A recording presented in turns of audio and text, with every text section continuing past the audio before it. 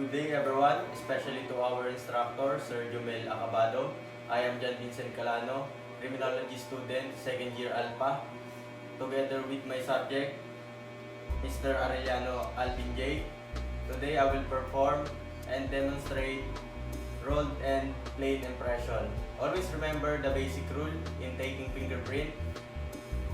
Thumbs in means rolled towards the body and fingers out means the finger rolled away from the body.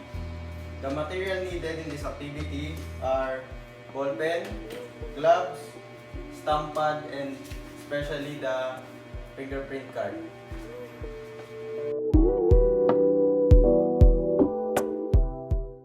Before fingerprinting a subject or arrested person, always collect their basic information or personal details such as full name, date of birth, address, and other identifying information to ensure accurate identification and proper documentation.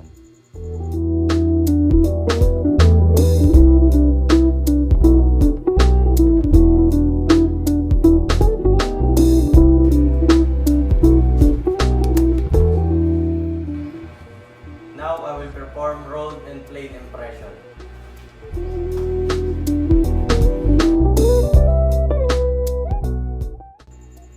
Rolled impressions are taken by carefully rolling each finger from one side of the nail to the other to capture the full ridge pattern. This ensures a complete and accurate record of the fingerprint, which is essential for identification and comparison.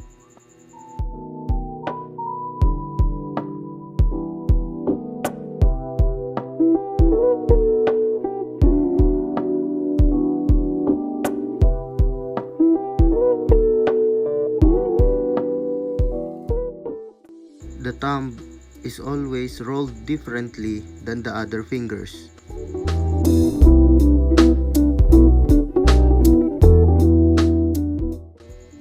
In forensic procedures and police works, rolled impressions are required for formal records, especially when submitting to national or international databases.